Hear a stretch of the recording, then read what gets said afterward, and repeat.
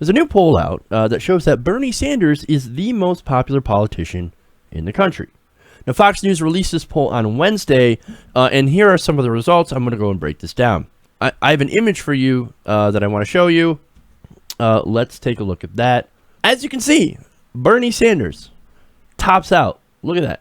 61% favorability, 32% unfavorable. You have 33% that are strongly favorable towards Bernie Sanders, which is amazing.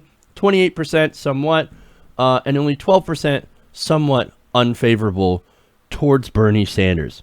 That is amazing. Bernie is literally the most popular politician in America. Not one of the most popular politicians. He is the most popular politician in America. Amazing.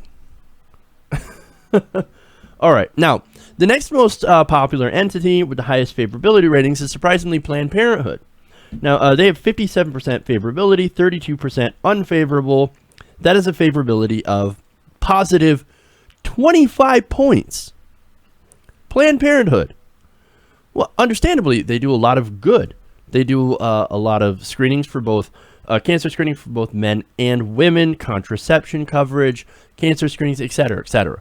They do a lot of good for both men and women, and in a lot of places, it's the only place that actually is able to serve people in a lot of poorer areas, places where there's not community health centers. So they're very, very important, and everybody knows that. That's why even though you had these bullshit Project Veritas edited videos, etc., that were trying to go out there to smear Planned Parenthood, like they tried to do with Acorn, by the way, it didn't work. Everybody found out, hey, man, those videos are fake. They're not actually selling baby parts or doing anything like that, and they're actually doing a great service. And the Republicans are attempting to shut it down because they don't like what they do. So there's that. And, of course, they're very, very popular. So Planned Parenthood. Now, the next most favorable in this Fox News poll, ObamaCare. ObamaCare is actually more popular now than it was when Obama was president. Now that Donald Trump's president, its favorability has shot up. Isn't that amazing? Now, then we go to where it gets a little odd. This is the first Republican on here. Mike Pence. Vice President Mike Pence. All right. He's got 40%, 7% favorable, 43% unfavorable. Look, and here's the thing, right? While Donald Trump's out there being jackass in chief, you have Mike Pence out here going, oh, he's like not doing anything. So the only thing that he had done is he had broken a tie on a confirmation hearing. He hasn't really done anything else. So while everybody's focused on Trump, here's Pence sitting pretty. Because Donald Trump, he's actually very unfavorable. He's down on the list.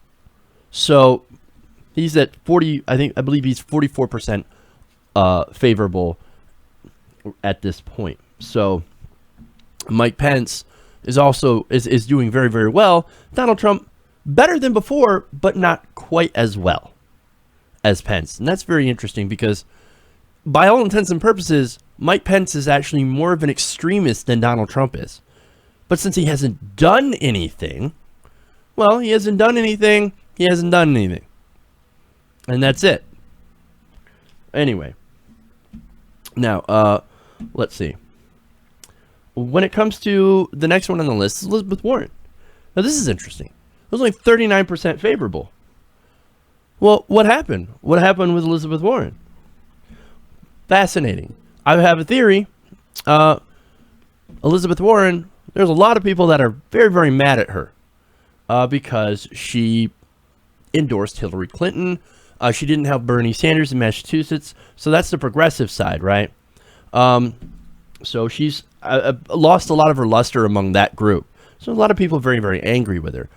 So, but still, only 39% favorable? Wow. That's a huge, huge drop. Now, then finally you have Paul Ryan. Paul Ryan, the most unfavorable on this list. so-called conservative, right? He's the guy, he's the conservative. Well, maybe people don't like the conservative. Maybe conservative ideas kind of suck, and that people don't like them. Fascinating. Now, finally, where's Hillary Clinton? Hillary Clinton's not even on the list, dude. She's not even ranked. She's gone.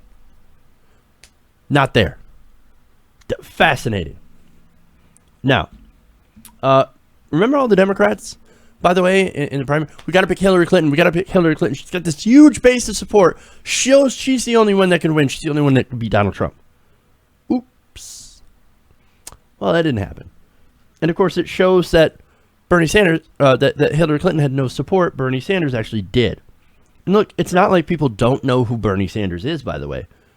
No, but he's a socialist. He could never win. People would never vote for a socialist. Well, they tend to think he's pretty cool. They tend to make him. They've made him the most popular politician in America. Don't say that he's not popular. Ridiculous. So, what I'm saying is maybe the DNC was wrong to shove Hillary down their throats. I mean, look, you can only see what happened after the election. She got more unpopular, whereas Bernie Sanders continued being even more popular after the election. And why? It's because she never had any support. Nobody really liked her. All she had was a big pile of money and a big name. That's it. Now, what Sanders has is a vision. And whether or not people agree with all of it, they do agree that he is one of the only honest politicians out there. And he is out there, and he's fighting for you. And he's still fighting for you. Where's Hillary? Hiding in the woods. And look, even Republicans that don't agree with his agenda all agree, hey, at least he's honest. He is honest and trustworthy. And that's why we like him. And look, I'm not saying this poll was all Republicans, right? Sometimes Fox News does actual polls and not their bullshit, lead the audience with a leading question kind of thing. I mean, it reminds me of what Ed Schultz used to do on his show. Very, very leading question where you would get a 99% yes or no on this question. Like, should, whatever. Should the Republicans shut the fuck up or something? I don't, you can go back and look at some of those bullshit polls. It was funny and kind of ridiculous. But back to Bernie. I have no doubt in my mind that if he weren't royally shafted by the DNC in the primary, we would be actually talking about a single payer instead of cutting Meals on Wheels and building border walls. We'd be talking about President Sanders and trying to get tuition-free education for everyone. Look, all I'm trying to say is Bernie would have won. If you're a Democrat that still doesn't understand this, that thinks being a centrist corporatist is still the way to win elections, then you've missed the entire point and now are living in your own alternate universe with alternative facts. Now, there's a couple more things I want to break down here. And I love this question. They ask if Trump were to do only one thing during his presidency, what would they want him to do? You know the answer? 33% of them want him to create jobs. Of course. People want jobs. People want good-paying jobs. 23% of them wanted him to destroy the Islamic State. No, it's good luck with that. I'm certainly no fan of ISIS, and they're horrific. And that makes sense. I wouldn't cry if they're gone. Great. And look, if he manages to do so without replacing it with something worse, fantastic. Now, only 10% of them, though, want to cut taxes. Want him to cut taxes. 9% of respondents want to see him repeal and replace Obamacare. 3% want him to reduce federal regulations, and 3% want him to build a border wall. So basically, the stuff that he is pushing so hard to do are not actually the priorities the people want him to do. I mean, look, only 10% care about cutting taxes. That's an interesting number because, again, when it comes to the repeal and replace of Obamacare, for example, 90% of people did not pay the taxes that are going to be repealed when they repeal and replace Obamacare. Very interesting number. 10% of people will benefit from those tax cuts. Interesting. So, look, when you hear Republican politicians talking about cutting taxes and getting rid of the regulations, what they're doing is they're not speaking out for regular people. They're speaking for the donors. They're speaking for the large corporations. The big corporations want those tax cuts. That's their priority.